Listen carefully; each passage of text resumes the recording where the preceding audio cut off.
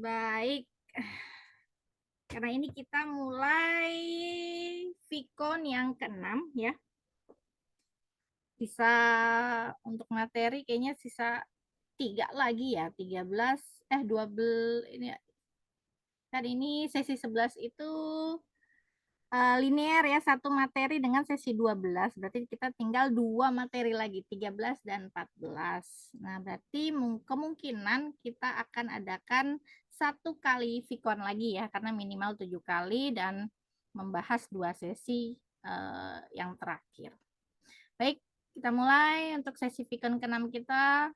Selamat siang, Assalamualaikum warahmatullahi wabarakatuh. Nah, ini untuk sesi Vicon ke-6 kita membahas anggaran piutang. Nah, anggaran piutang ini saya bagi ya menjadi dua sesi di sesi 11 dengan sesi 12. Sesi 11 itu untuk apa namanya? Mengenai teori untuk apa sih anggaran piutang, kemudian bagaimana munculnya anggaran piutang. Nah, di sesi 12 itu adalah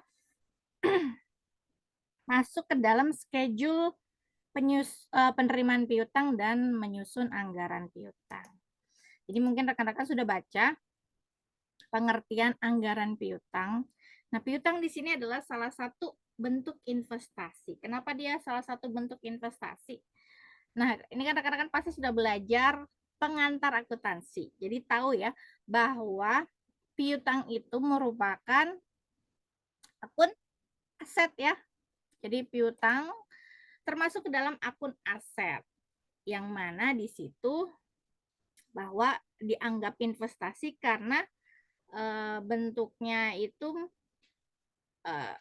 tidak liquid tapi dapat apa namanya dicairkan menjadi kas. Jadi kalau kita apa namanya salah satu tujuan perusahaan untuk menerapkan piutang dalam penjualannya adalah bentuknya yaitu sebagai investasi walaupun dia bukan termasuk aset yang mudah dicairkan, tapi dia apa namanya salah satu bentuk dari investasi. Nah, salah satunya juga ada yaitu selain piutang adalah persediaan. Nah, ini sama nih ya bentuknya tidak tidak apa namanya tidak termasuk ke dalam aset yang sifatnya liquid atau mudah cair. Nah, pada umumnya nih, piutang ini timbul karena apa sih? Berarti karena terjadinya transaksi penjualan secara kredit terhadap barang-barang yang dihasilkan oleh perusahaan tersebut. Nah, anggaran piutang di sini adalah anggaran yang merencanakan secara lebih terperinci tentang jumlah piutang perusahaan beserta perubahan-perubahannya dari waktu ke waktu selama periode yang akan datang. Nah, anggaran piutang menunjukkan besarnya piutang yang terjadi dari waktu ke waktu karena perusahaan mengadakan transaksi-transaksi penjualan secara kredit, serta menunjukkan pula sisa piutang yang belum tertagih dari waktu ke waktu selama periode yang akan datang. Karena ketika perusahaan melakukan penjualan secara kredit, maka tentunya perusahaan juga perlu memperkirakan adanya piutang yang kemungkinan tidak tertagih. Nah, manfaatnya dalam menyusun anggaran piutang di sini adalah dapat memperkirakan posisi piutang pada berbagai waktu, kemudian dapat mengetahui jumlah piutang yang sudah waktunya untuk ditagih dan dapat memperkirakan arus kas yang berasal dari penjualan kredit. Jadi biasanya ketika menyusun anggaran piutang tentunya nanti ada schedule penerimaan kas. Jadi karena kita melakukan dua apa namanya cara ya dalam penjualan perusahaan tersebut, tunai dan kredit. Tentunya harus juga memperkirakan arus kasnya.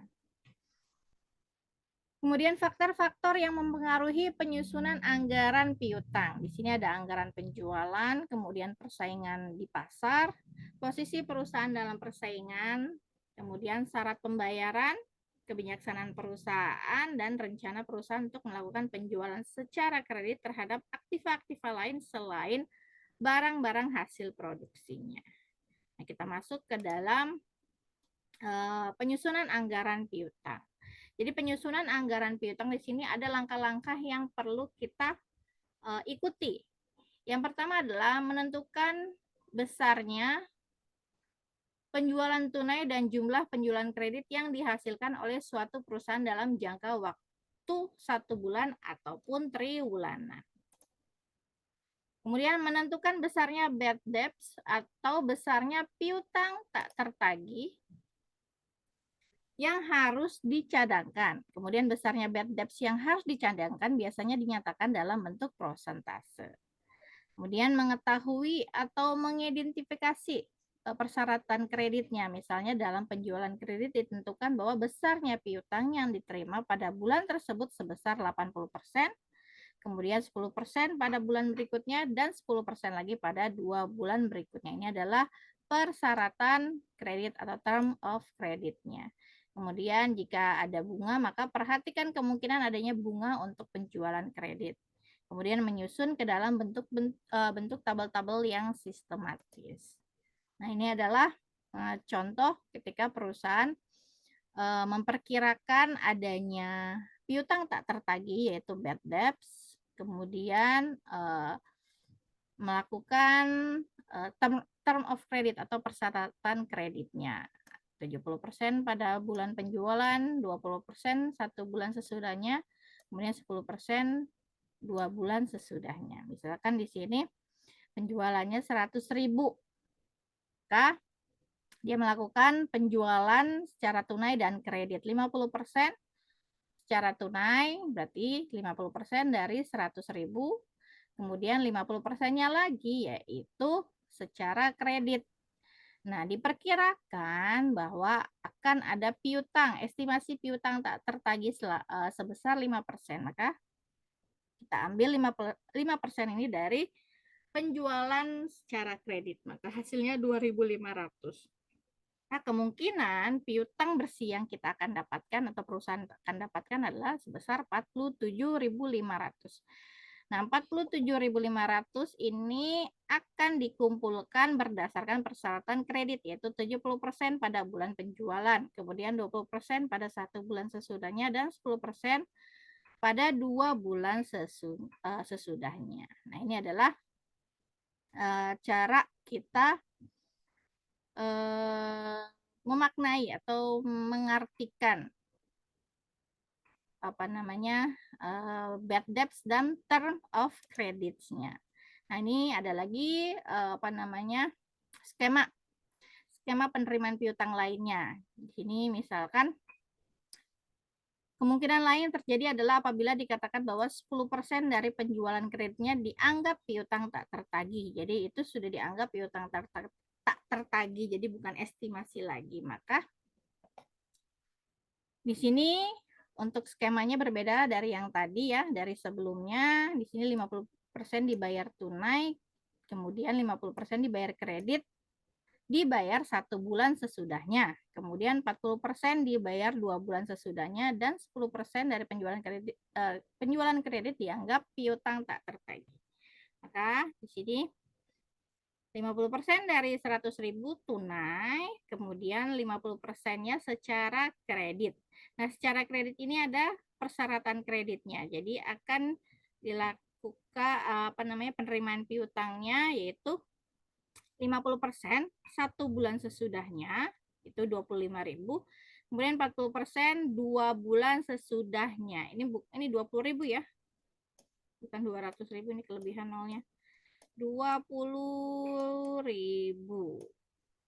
Kemudian sisanya 5.000 itu termasuk ke dalam 10% dari penjualan kredit yang dianggap sebagai piutang tak tertagih. Nah, ini bentuknya ya. Berbeda sedikit dari skema sebelumnya. Sekarang kita masuk ke dalam studi kasus. Nah, di sini ada rencana penjualan perusahaan kecap asli tahun 2022 yang mana rencana penjualannya itu bentuknya dalam triwulanan. Jadi triwulan 1, 2, 3, dan 4 dengan masing-masing rencana penjualannya. Kemudian untuk melengkapi data tersebut ada data lain yang tersedia yaitu 20% dari penjualan dilakukan secara tunai, Sisanya merupakan penjualan kredit dengan syarat penjualan 2/10, kemudian N/30. Nah, ini kan kalau dibaca itu kan merupakan persyaratan kredit bahwa kalau pembeli ini melunasi dalam jangka waktu 10 hari, maka akan mendapatkan diskon sebesar 2%. Atau wajib melunasi hutangnya dalam jangka waktu 30 hari. Jadi kalau dia melunasi dalam jangka waktu 10%, maka akan mendapatkan diskon 2%. Atau dia wajib melunasinya dalam jangka waktu 30 hari. Nah, di sini ada term of credit-nya atau pengumpulan piutang. Jadi persyaratan pengumpulan piutangnya yaitu 50% dari piutang diterima pada triwulan penjualan yang memanfaatkan periode diskon.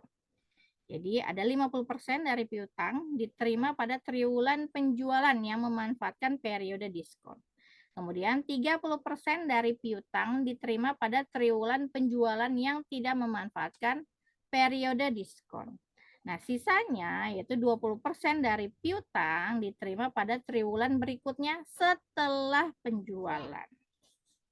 Kemudian diminta susunlah schedule penerimaan piutang dan anggaran piutang. Maka kita buat satu-satu per triwulannya untuk nanti kita masukkan ke dalam tabel schedule penerimaan piutang. Namun sebelumnya kita hitung dulu. Nah, di sini penjualan triwulan 1 adalah sebesar 24.400. Kemudian di triwulan 1 itu penjualannya tunai 20%, kemudian kredit 80%. Ini adalah syaratnya ya. Pelaksanaan penjualannya yaitu tunainya 20% dan secara kredit itu 80%. Maka kalau di triwulan 1, 20% dikalikan rencana penjualannya yaitu sebesar 24.400. Maka kalau dia bayar secara tunai 20%, maka hasilnya adalah 4.880. Kemudian kreditnya adalah 80%. Jadi sisanya secara kredit 80% dikalikan penjualannya, maka hasilnya adalah 19.520. Nah, 19.520 ini akan dilunasi dengan syarat persyaratan penerimaan piutang. Jadi kalau kita lihat sesuai syarat penerimaan piutang tadi kan 20% dari penjualan dilakukan secara tunai dan sisanya merupakan penjualan kredit dengan syarat penjualan 2% ya. Jika dilunasi dalam jangka waktu 10 hari kan ini ya. Itu kan itu 50% dari piutang yang diterima pada triwulan penjualan. Berarti di triwulan 1 kira-kira kalau dia 50%-nya yang akan melunasi piutang dalam jangka waktu 10 hari adalah kita kalikan dengan penjualan kreditnya. Yaitu 19.520 adalah 9.760. Ini persyaratan yang pertama. Nah, kalau dilunasi dalam jangka waktu 10 hari maka akan mendapatkan diskon. Nah, diskonnya ini kita kalikan dengan hasil penerimaan piutang tadi yang 50%. Maka 2% kali 9.760 karena 50% ini kan yang melunasi dalam jangka waktu 10 hari. Maka 9.760 kurangi dengan diskonnya. Maka hasil penerimaan piutang yang dari 50% tadi adalah sebesar 9.565. Nah, kemudian kita hitung lagi persyaratan pola penerimaan kredit atau pola pengumpulan piutangnya tadi. Yang kedua adalah 30% dari piutang diterima pada triwulan penjualan yang tidak memanfaatkan periode diskon. Yang tidak memanfaatkan adalah sebesar 30%. Maka diperkirakan akan melunasinya lebih dari 10 hari atau dalam jangka waktu 30 hari. Jadi di sini pada triwulan 1 yang melakukan pelunasan piutang lebih dari 10 hari, maka 30% dikalikan dari penjualan kreditnya 19.520, maka hasilnya adalah 5.856. Maka penerimaan piutang bersihnya kita hitung dari triwulan 1 dan dari pengumpulan piutang 50% dan 30% adalah 15.421. Nah, kemudian polanya satu lagi adalah 20% dari piutang diterima pada triwulan berikutnya. Kalau kita hitung di triwulan 1, berarti masuknya di triwulan berikutnya adalah di triwulan kedua, yaitu 20%-nya. Pada triwulan 2, maka 20%-nya akan kita catatkan kalau kita masuk triwulan 1 ini adalah piutang akhir. Nanti kalau masuk ke triwulan 2 nanti jatuhnya piutang awal. Kita hitung dulu pada triwulan kedua 20%, maka di akhir triwulan 1 dikalikan penjualan kredit yaitu sebesar 3.904. Maka penerimaan piutang pada triwulan 1 adalah sebesar 19.325. Nah, sampai sini ada pertanyaan nggak? Bisa difahami nggak rekan-rekan cara perhitungannya?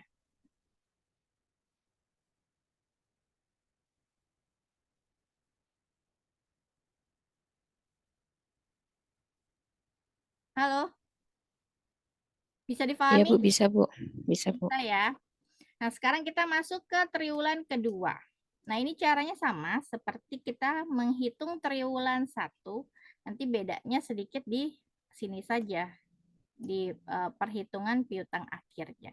Jadi, kita bagi dulu nih piutang tunainya 20%, piutang kreditnya 80%. Kemudian, hitung lagi penerimaan piutang dengan pola seperti kita menghitung penerimaan piutang di triwulan 1. Berarti yang menggunakan diskon kan 50%. Nah, hasilnya berapa? Kurangi diskonnya. Jadi kalau di triwulan kedua 50% kalikan penjualan kreditnya 20.400, itu 10.200. Kemudian dia akan mendapatkan diskon karena dia melunasi dalam jangka waktu 10 hari atau kurang dari 10 hari. Dikurangi diskonnya 204, maka hasilnya adalah 9.996. Kemudian yang tidak menggunakan diskon 30%, kalikan penjualan kredit maka hasilnya 6.120. Totalnya adalah 16.116. Ini adalah piutang bersihnya. Kemudian pola yang kedua adalah 20% dari piutang diterima pada triwulan berikutnya setelah penjualan. Maka di triwulan ketiga, karena ini sudah masuk ke triwulan kedua, berarti ini akan masuk piutang akhir ini masuk ke dalam piutang awal triwulan ketiga, yaitu 20%-nya adalah 4.080. Maka total penerimaan piutang di triwulan kedua adalah 20.196. Nah, kemudian hitung juga triwulan ketiga dan triwulan keempat. Caranya sama, seperti kita menghitung triwulan 1 dan triwulan 2. Karena triwulan 3 ini dan 4 penjualannya sama, maka hasilnya akan sama. Nah, kemudian setelah kita menghitung, masukkan ke dalam schedule penerimaan piutangnya. Maka ini kita lihat dari triwulan 1 sampai 4. Kita selesaikan dulu 1. Triwulan 1, penjualan kreditnya. Kalau kita lihat, penjualan kreditnya adalah sebesar 19.520. Nah, ini datanya dari sini ya, dari perhitungan triwulan 1 nih, 19.520. Nanti rekan-rekan bisa cocokkan. Kemudian ada potongan penjualan di triwulan 1 yaitu sebesar 195. Piutang bersihnya tadi yang menggunakan diskon dan tidak diskon. Totalnya adalah 19.325. Nah, kita masukkan nih schedule-nya penerimaan piutang untuk triwulan 1. Nah, triwulan 1 di situ kita lihat totalnya adalah sebesar 15.421 untuk penerimaan di triwulan 1 ya. Dari 50% dan 30%, 15.421. Kemudian dicatatkan ada nanti piutang akhirnya, yaitu yang masuk ke dalam periode triwulan berikutnya, yaitu triwulan 2 adalah sebesar 3.904. Nah, ini schedule penerimaan triwulan pertama. Schedule penerimaan triwulan kedua sama. Kita lihat penjualan kreditnya berapa, kemudian catatkan diskonnya, maka piutang bersihnya berapa. Masukkan penerimaan piutang untuk triwulan kedua ditambah nanti untuk triwulan ketiganya. Jadi 20%-nya di triwulan berikutnya berapa? Yaitu 4.080. Triwulan ketiga pun sama. Catatkan semua penjualan kredit, diskonnya, hasil dari perhitungan kita piutang bersihnya, catatkan penerimaan piutang di triwulan ketiga ditambah dengan 20% di triwulan berikutnya. Nah, 3 dan 4 akan sama ya hasilnya. Ini sama ya, 16.906 di triwulan 4. Nah, ini karena di triwulan 4 dia masih ada sisa 20%-nya, maka masuk di tahun berikutnya untuk triwulan awalnya, triwulan 1-nya. Yaitu sebesar 4.280. Maka setelah kita buat schedule-nya, jumlahkan hasilnya semua dari penjualan kredit, kemudian potongan penjualan atau diskon, piutang bersih, kemudian total penerimaan piutang. Sampai pada nanti triwulan 1 di tahun berikutnya totalnya berapa. Setelah itu masukkan ke dalam anggaran piutangnya. Di sini baru kita menyusun anggaran piutangnya. Kita lihat di sini, di triwulan 1 piutang awalnya tidak ada ya. Kenapa tidak ada? Berarti kan piutang awal di triwulan 1 tidak ada dari triwulan sebelumnya di tahun sebelumnya. Jadi kalau misalkan kita lihat ini tahun 2022, berarti tahun 2021 ada enggak? Karena tidak ada maka di sini 0. Kemudian baru ada piutang di situ 19.325 di tahun 2022. Maka jumlah piutangnya ini adalah piutang awal ditambah tambahan piutang adalah sebesar 19.325 karena piutang awalnya enggak ada. Maka penerimaan piutang kita dapatkan dari hasil sini. Yang kita sudah hitung. Penerimaan piutang sama dengan penerimaan piutang di akhir triwulan atau di setiap triwulan. Ini triwulan 1, 15.421. Maka kita masukkan di penerimaan piutang. Kemudian piutang akhir kita lihat di triwulan berikutnya di 3.904. Ini adalah 20% di penjualan periode berikutnya. Nah, kemudian triwulan kedua, piutang akhir di triwulan 1 masuk ke dalam piutang awal di triwulan kedua, 3.904. Nah, tambahan piutangnya ini, itu kita lihat dari piutang bersih di di triwulan kedua. Kemudian jumlah piutang kita tambahkan piutang awal ditambah tambahan piutangnya. Maka hasilnya di triwulan kedua jumlah piutangnya 24.100. Nah, penerimaan piutang kita lihat triwulan kedua, total dari penerimaan piutang triwulan kedua. Piutang akhir kita lihat di sini, yaitu di triwulan ketiga. Nah, dari triwulan piutang akhir triwulan kedua masuk ke piutang awal triwulan ketiga. Kemudian tambahan piutangnya kita lihat di sini. Nah, jumlah piutangnya, jumlahkan piutang awal ditambah tambahan piutang. Kemudian masukkan penerimaan piutang, total penerimaan piutang di triwulan ketiga. Nah, piutang akhirnya bisa kita dapatkan dari sini. Itu 20% dari triwulan keempat. Nah, kemudian triwulan keempat pun sama ya. Nah, ini masuk dari piutang akhir triwulan ketiga masuk ke triwulan keempat. Tambahan piutang di akhir triwulan keempat ini kan sama-sama triwulan ketiga. Yang beda di sini jumlah piutangnya karena piutang awalnya berbeda dengan piutang awal di triwulan ketiga. Maka totalnya 25.466. Maka penerimaan piutang di triwulan keempat 21186. Nah, piutang akhirnya di sini kita lihat. Nah, ini ya. Jadi bagaimana cara mengisi anggaran piutang? Kita bisa lihat cocokkan dengan schedule penerimaan piutang yang sudah tadi kita buat. Nah, sampai sini ada pertanyaan nggak? Berarti materi kita untuk sesi 11 dan 12 sudah kita bahas. Berarti nanti selanjutnya kita bahas sesi 13 dan 14. Nanti saya satukan saja satu vikon berarti di sesi ke-14 kita akan mengadakan vikon. Silakan jika ada pertanyaan, bisa dipahami rekan-rekan? Nanti di-share di LMS, Bu. Iya, nanti Ikon saya ini. barengan dengan ininya ya, rekaman vikonnya ya. Oh iya, Bu. Baik. Iya, kasih, Bu.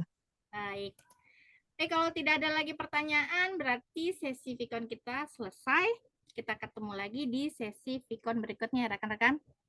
Terima kasih bagi yang sudah hadir. Sampai jumpa lagi di sesi berikutnya. Baik, saya akhiri. Terima kasih. Assalamualaikum warahmatullahi wabarakatuh. Waalaikumsalam warahmatullahi wabarakatuh. Sama-sama. Terima kasih.